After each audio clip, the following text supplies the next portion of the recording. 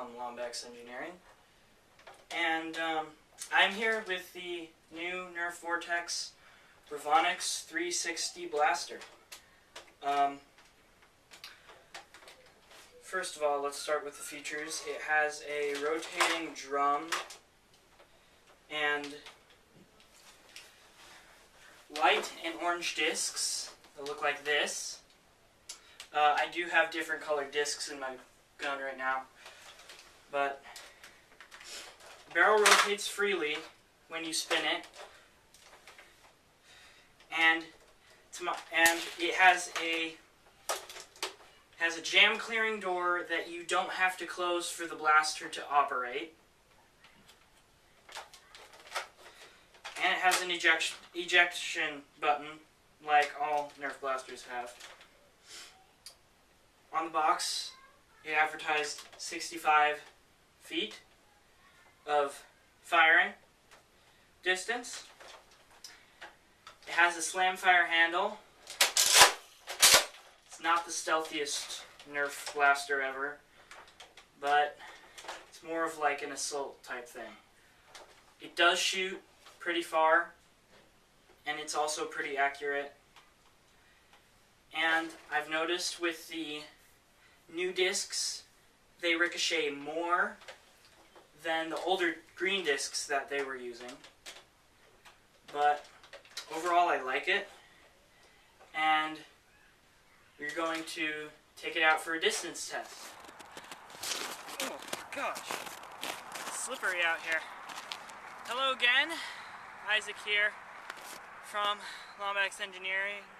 Now, the observant viewer may notice that I am not quite standing in the same place I was about, 5 minutes ago when I shot the first part of the video. Well, they would be right, because I am out here for the distance test, and I'm going to test to see if the Revonix 360 blaster can really go the 65 feet that it advertises on the box. Now, behind you, viewer, you know what?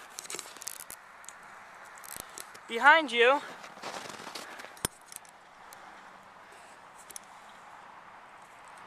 there is a wall, a snow wall with a stick sticking up. Alright?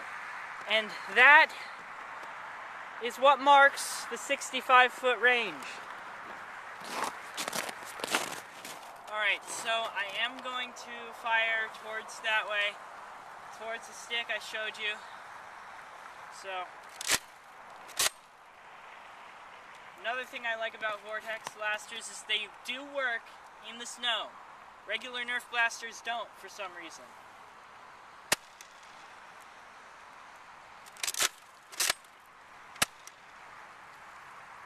Wow, that one didn't fall.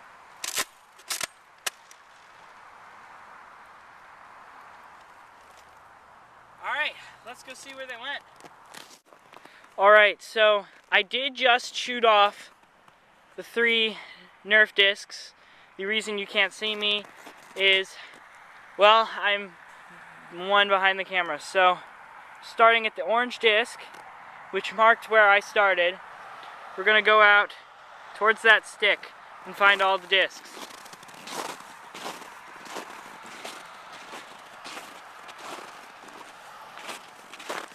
So we're coming up on our first disc, and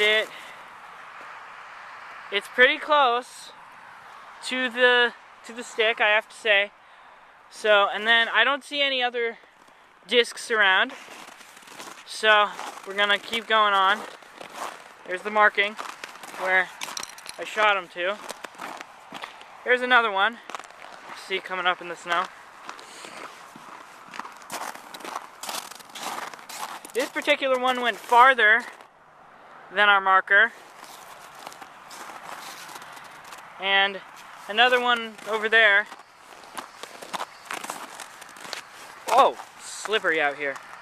That one went farther too. So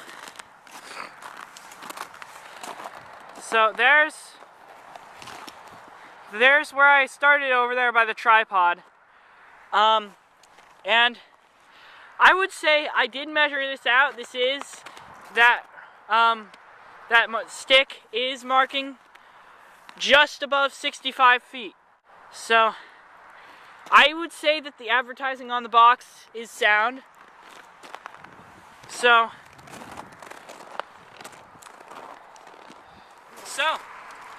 Nerf Revonix 360 blaster. I have to say, it is well worth the $40 retail for it, and it does go the distance, if not farther. And another thing about it is, you can rotate the cylinders right here, and internal clips, whatever you call them.